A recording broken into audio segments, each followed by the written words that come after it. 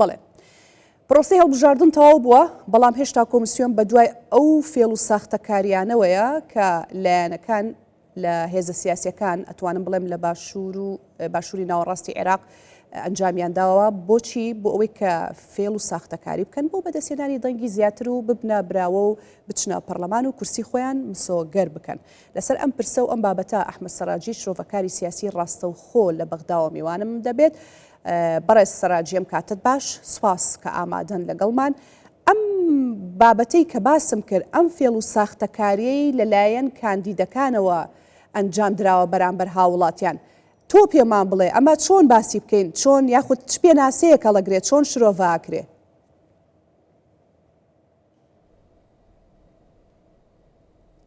يعني في البداية أحييك سرتا سڵاو لە ئێوە و کەناڵە بڕێزەکەتان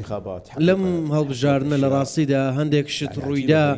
زۆر نامۆ و سیر بوو هاوڵاتی عێراقی هەرگیز نەیبینی بوو دوای ئەو گۆڕانکاریەی بە تایبەتی هەڵبژاردننی پێنجەم خۆلی پەرلەمان ئەویش کە پارەی سیاسی زۆر بەکارهات لە یاری پێکردن بەو کەسانێک کێبراوە دەبن و کێ لە پێشبڕکەیەکە دەردەکرێت ئەوەی ڕوویدا لە سەر ئاستی ئەو کەسانەی بوونە پەرلەمانتار و بوونە براوە و دەچنە پەرلەمانی عێراق بۆ نمونە یەکێک وەکو موهەنەد خەزڕەژی هاتە کەسانێک هاتن سکاڵیان لەسەر ئەو موهەنەد ناوت تۆمار کرد چونکە فری و دران لەسەر ئەو بنەمایە کە وەکو حەجی شعبی دادەمەزرێن لە مانگی پێنج لە بڕواایەدا مانگی پێنج چوونە بارەگایەک لێ ڕاهێنانیان پێ بکرێت دەکات بەڵام بۆ مەرجێ هەر یەکێک لەوان دەکارتی دەنگدان بهێنێت بۆ ئەوەی دابمەزرێت لە حەجی شعبی و دەنگ بە پەرلەمانتارەکە بدات دەنگ بە کاندیدەکە بدات بەڵام دوایەوەی ئەو کاندیدە دەرچوو دەنگی پێویستی هێنا هاتن بینیان ئەو بارەگایە بۆ ڕاهێنان بوونی نییە وەهمیە ئەم ڕاستیە بۆمان دەردەخات کە کاندید چۆن دەبێتە براوە زۆرینەی کاندیدەکان چۆن براوە بوونە ئەویش ئەو ڕێگە چارە دیموکراسیە نییە کاندید دەبێت پرۆژەی هەبێ کاندید دەبێت پرۆژەی هەبێ خزمەتی خەڵک بکات و لەسەر ئەو بناغەیە لەسەر بنچینەی بەڵێنەکان خەڵک پێدەن بەڵام ئەوەی ڕوودەدان من بڵێم ئەمە چ پامێکی تایە بۆ هێز و لایەنە سیاسە عێراقیەکان بۆ ئەوەی کە کاتێک ئەمانە کاندیدەکەن لەسەر چ پێوەرێکە یاخود دەبێت بۆ داهاتوو پێوەرەکانیان چی بێت؟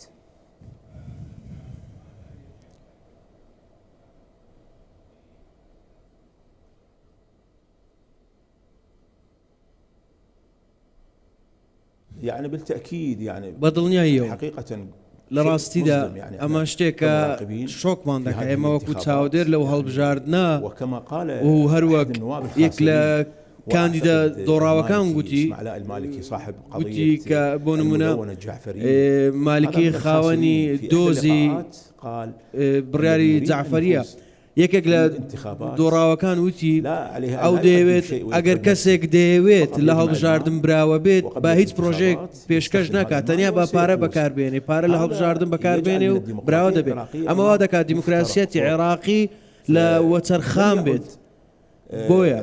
النائب يعمل لمصلحة البلد بۆیە ئێستا ئەندام پەرلەمان ناوێت لە بەرژەوەندی خەڵک کار بکە بەڵکو دەوێت بچێتە پەرلەمان لە ڕێگەی پارە لە ڕێگەی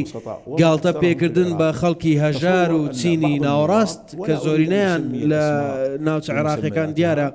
لەکوێن نامێت ناویان بهێنەمە خەڵکدانەکیان هاتن چوونەتە ئەو گەڕەکانەی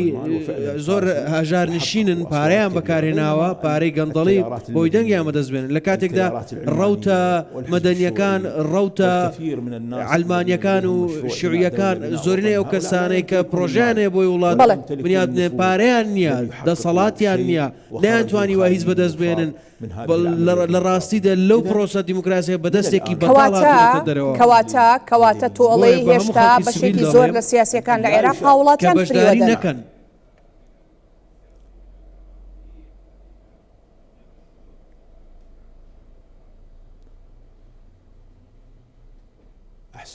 بەڵێ زۆر باشە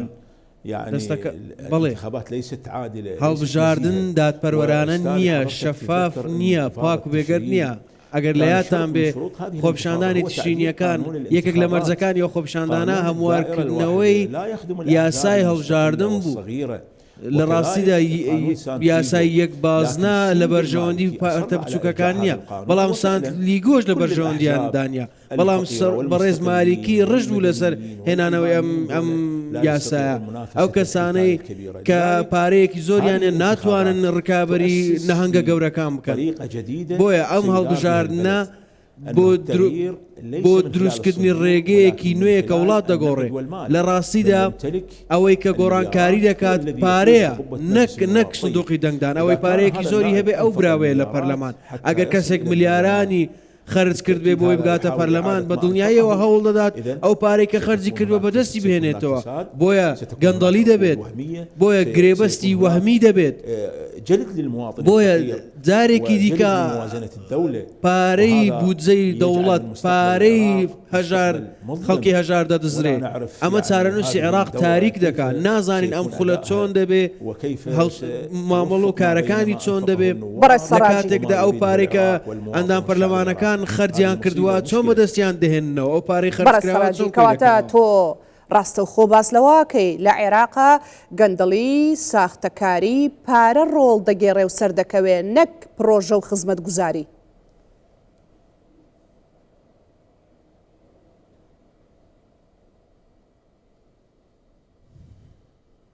أحسنت. وهذه كارثة يعني ئەمە کارەساتە گەلی عێراق دەناڵێنێ لەوەی کە کارەبای نییە، خزمەت گوزاری نییە، بێکاری زۆرە. ئێستا سوپایەک لە دەرچوان چاوەڕێی دامەزراندنن، ملیاران خەرج دەکرێت لە کاتێکدا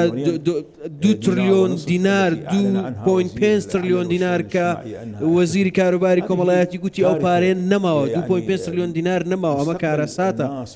ئایندەی خەڵک، ئایندەی هاوڵاتیان لەگەڵ بوونی ئەم جۆرە پارتە دەسەڵاتدارانە کە هەوڵ دەدەن بگەنە دەسەڵات لە ڕێگەی گەندەڵیەوە تەنیا نەهامەتی و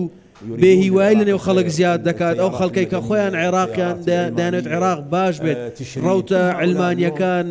مەدەنیەکان، تشرینیەکان بێهیوان، چونکە ناتوانن ڕکابەری ئەو پارتە دەسەڵاتدارانە بکەن کە دەزانن چۆن ئیدارە بەو یاریەوە بکەن بە شێوەیەکی زۆر قێزەون و خراپ. باش ڕێت لە یاد بێ لە هەڵبژاردننی ئایندەدا ئەوەی دەبێتە ڕکابەر لەو ڕەوتانە هەموو تەنیا دەستەوەستا و دەبن و سیر دەکەن، هیچیان پێ ناکرێت، چونکە بێهیوایی گەیشتوێتە ئاستێکی زۆر باڵا لەلایەن ئەو کەسانێک کە خەونی گۆڕانکاریان هەبوو. پرسیار باسی ئەوەم بۆ بکە بەڕێز سەراجی، ئەوەی کە موهەنەد خەزرەجی کردوێتی کە زیندووترین نمونێ، تەنها بە دوورخستنەوەی دەتواندێ بووترێ سزاکەی کۆتایی پێبێت؟ ئەم کەسانە تەنها سزایان دوورخستنەوە بێ، یاخود چی کە بەرامبەریان بکرێ بۆی کە دووبارە نەبێتەوە؟